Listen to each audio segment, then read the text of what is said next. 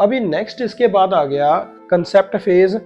मैं कैसे स्टार्ट करूं? अभी पीछे तो मैंने बता दिया जी कंसेप्ट फेज में ऐसा ऐसा है, पर कंसेप्ट फेज के लिए कोई डॉक्यूमेंट तो होना चाहिए उसमें।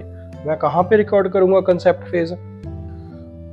तो जैसे मैंने पिछले उसमें बताया, अभी हम लोग रिक्वायरमेंट्स गैदर करते हैं। तो सिमिलरली यहाँ पे देखिए, initial requirement will be develop, initial understanding of scope, cost, benefits. उसके बाद ही मैं एक डिसीजन ले सकता हूँ भी मुझे इस प्रोजेक्ट के लिए जाना है या नहीं जाना है। अभी मैंने कोई ऐसा प्रोजेक्ट ले लिया जिसमें करोड़ रुपया लग रहा है और मेरे पास बजट है ही नहीं, 20 लाख का है, तो मैं उस प्रोजेक्ट के लिए कैसे जाऊंगा? तो ये सारे डिसीजन होते हैं, और ये सारे जितने भी डिसीजन होते हैं ये रिटर्न में ही करने चाहिए हमें। तो ये एक प्रोटोकॉल बेस्ड एक्टिविटी है। तो ये एक प्रोटोकॉल हम लोगों ने यहाँ पे दिया हुआ है अंडरस्टैंडिंग के लिए। जैसे इसमें पर्पस दे दिया, अभी मेरा पर्पस है क्या? अभी मैं एक नया सिस्टम लेना चाहता हूँ कंपनी में, इस प्रोसेस के लिए मैं इसको आगे करूँगा, और मेरा स्कोप में ये प्रोसेस आता है, इसमें इसकी रिस्पॉन्सिबिलिटी कौन होने वाली है? मेरा प्रोजेक्ट ओनर होगा, प्रोजेक्ट वेंडर होगा, जो प्रोसेस ओनर होगा, क्वालिटी वाला क्या करेगा। आगे इसमें आ गया डिफाइन बिजनेस नीड। तो मेरी बिजनेस नीड क्या होने वाली है, मैं इससे क्या करवाने वाला हूँ उसमें, और मेरा कंप्लायंस का इशू क्या रहने वाला है भी। इसमें इलेक्ट्रॉनिक साइन होने वाले हैं, नहीं होने वाले? ऐसा तो नहीं है मैं कोई ऐसा सिस्टम लेके बैठ जाऊं जो कि कंप्लायंस के लेवल पे खरा ही नहीं उतर रहा बिल्कुल भी। और फिर इसका रिस्क असेसमेंट करना होता है यहाँ पे स्टार्टिंग में। इसके बाद यूजर रिक्वायरमेंट स्पेसिफिकेशन से है, और फिर वेंडर सिलेक्शन है। That is very important here. मेरे पास 4-5 वेंडर्स हैं, उनसे मैं बात कर लेता हूँ, फिर जो भी मेरा वेंडर है मैं देख लेता हूँ जी ये मेरी रिक्वायरमेंट्स को फुलफिल कर सकता है, क्योंकि मैंने यूज़र रिक्वायरमेंट स्पेसिफिकेशन यहाँ पे बना लिया है। फिर मैं उसके साथ शेयर करता हूँ और वो मेरे साथ आगे बात करता है वेंडर।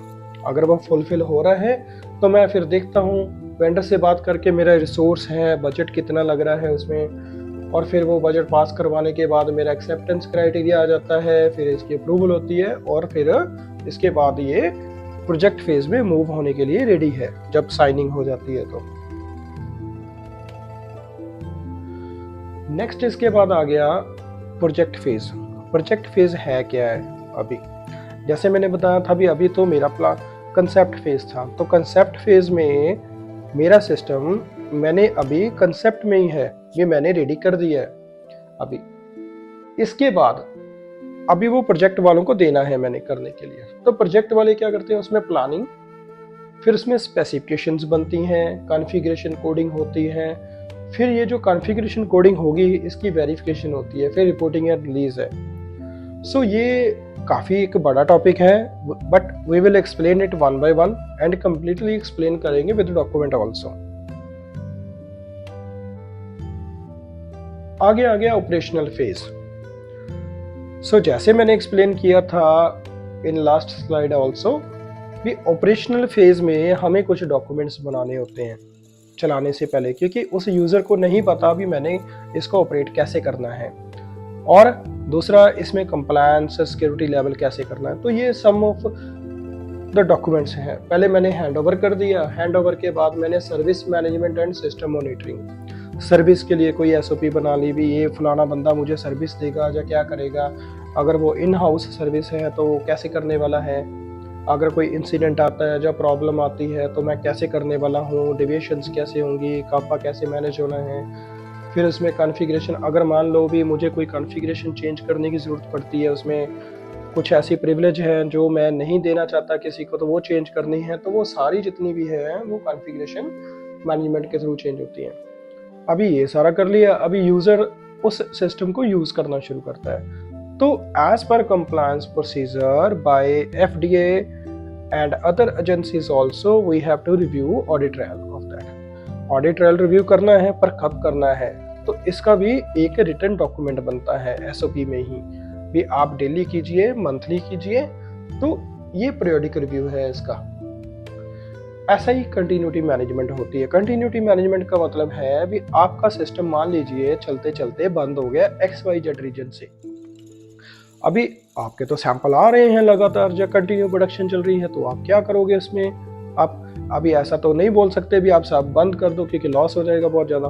तो आपको सेकेंड ऑल्टरनेटिव कुछ ना कुछ सोचना पड़ेगा। अभी आप ये जो बंद कर रहे हैं सिस्टम, जब बंद हो चुका है, आप कितने मिनिमम टाइम के लिए उसको, जब मैक्सिमम टाइम के लिए आप उसको जो बंद है, ब्रेकडाउन है, वो बियर कर सकते हैं, सो दैट लॉस मिनिमम से मिनिमम हो।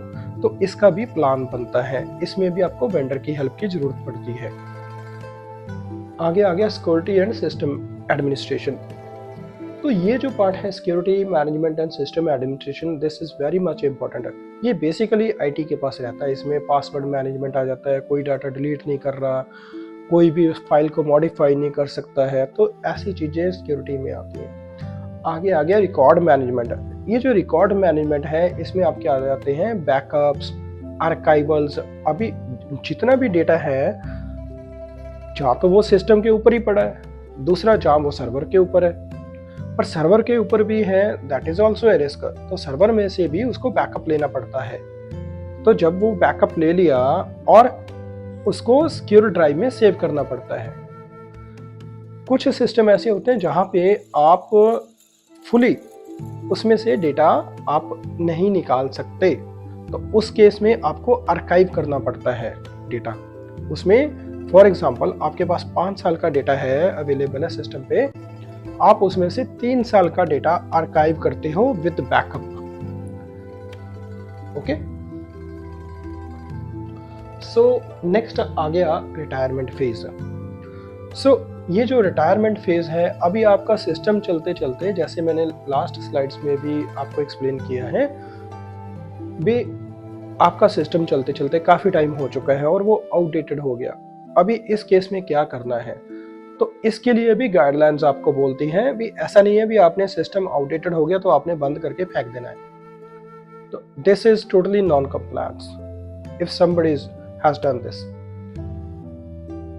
अभी इस केस में गाइडलाइंस बोलती है भी इसके 4 पार्ट्स होते हैं: system withdrawal, system decommissioning, system disposal and migration of required data. तो पहले सिस्टम विथड्रॉल क्या है? सिस्टम विथड्रॉल में करते क्या हैं? तो पहले जब भी ये एक्टिविटी होती है, ये प्रोटोकॉल बेस्ड एक्टिविटी होती है। तो इसमें हम लोग क्या करते हैं, पहले एक रिस्क असेसमेंट बनाते हैं। भाई मेरा इतना ये सिस्टम पड़ा है, इसका ऑल्टरनेटिव सिस्टम कौन सा है, मेरा रिस्क क्या क्या है इसमें, वो सब चीज़ें इसमें काउंट होती हैं। फिर इसमें हम लोग देखते हैं भी removal of system from active operation, user deactivate हो चुके हैं, इंटरफेस डिसेबल हो गए, कोई भी डेटा तो नहीं है सिस्टम के ऊपर जो पड़ा हुआ है। दूसरा सिस्टम डीकमीशनिंग है, controlled process by which an application or system is removed from use in an organization once it has retired। अभी मैंने रिटायर कर दिया सिस्टम, रिटायर के बाद उसको डीकमीशन करना है मैंने। डीकमीशन का मतलब है मैंने उसको अपने एंड से तो निकाल दिया, बट वो बाकी कागजों में है कंपनी के सभी जगह पे, तो वो कंट्रोल्ड प्रोसीजर के थ्रू मैंने वहां से भी हटाना है, क्योंकि मैं तो खुद लैब में तो जब प्रोडक्शन में उसको निकाल के बैठ गया हूँ। बाकी मेरे पास वो सिस्टम जो है वो फाइनेंस में भी हो सकता है, एचआर में भी हो सकता है, जहाँ पे डॉक्यूमेंट्स हैं, आईटी में भी हो सकता है, तो सभी जगह पे मुझे डीकमीशन करवाना पड़ता है। उसके बाद जब ये सारा हो गया, मेरा डीकमीशन हो गया, तो मेरे पास सिस्टम पड़ा है, मैंने डिस्पोज करवाना है सिस्टम अभी।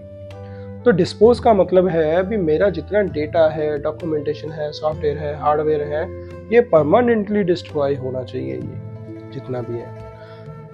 ओके, पर अगर वो परमानेंटली डिस्ट्रॉय हो रहा है तो मुझे एक रिस्क असेसमेंट बनाना है, असेसमेंट के बेस पे ही मैं ये काम आगे कर सकता हूँ। मैंने इंश्योर करना है पहले इसमें, और उस डेटा इस पीरियड से लेके इस पीरियड तक इसमें डेटा था, क्या वो फुली मेरा बैकअप हो चुका है या नहीं हो चुका है। ओके, अभी ये वाला पार्ट तो हो गया, मेरा डिस्पोजल हो गया। मेरा जितना भी डेटा इसमें अभी पड़ा है, हो सकता है अभी कल को रेगुलेटरी एजेंसी आए और वो बोले भी मैंने इस सिस्टम का डेटा ओपन करना है, और आप जब उसको ओपन करने के लिए गए और ये डेटा ओपन हुआ ही नहीं उसमें, तो इसको मिटिगेट करने के लिए क्या करना है, इस डेटा को मैंने ओपन करना है जो मेरा एक नया सॉफ्टवेयर है। फॉर एग्जाम्पल, जैसे ये सॉफ्टवेयर था, इसका वर्जन है 1 और अभी मेरे पास सॉफ्टवेयर आ चुका है 10 नंबर वर्जन का। तो मैंने 10 नंबर वर्जन में इस सॉफ्टवेयर को ओपन करके देखना है पहले भी भाई ये सॉफ्टवेयर ओपन भी हो रहा है या नहीं हो रहा है। इसमें मैं सप्लायर की हेल्प लेने वाला हूँ ओपन करने के लिए। ओके, क्योंकि पता चला अभी इसमें डेटा ओपन नहीं हो रहा और मैंने सारा सिस्टम भी डिस्पोज कर दिया और ये सब सिस्टम बेकार हो गया फिर तो, क्योंकि मुझे वेंडर से भी हेल्प नहीं मिलने वाली है। ओके, सो आज के लिए बस इतना ही था। ओके, सो नेक्स्ट वीडियो में हम लोग नेक्स्ट जो इसका फ्लो होगा तो उस पर बात करने वाले हैं, ठीक है, और कंप्लीट डिटेल उसमें भी होगी कि आपको CSV में आगे क्या चाहिए, आप स्टार्ट कैसे कर सकते हो, उसमें क्या क्या डॉक्यूमेंटेशन होने वाली है, तो उस पर हम लोग बात करने वाले हैं। Thank you.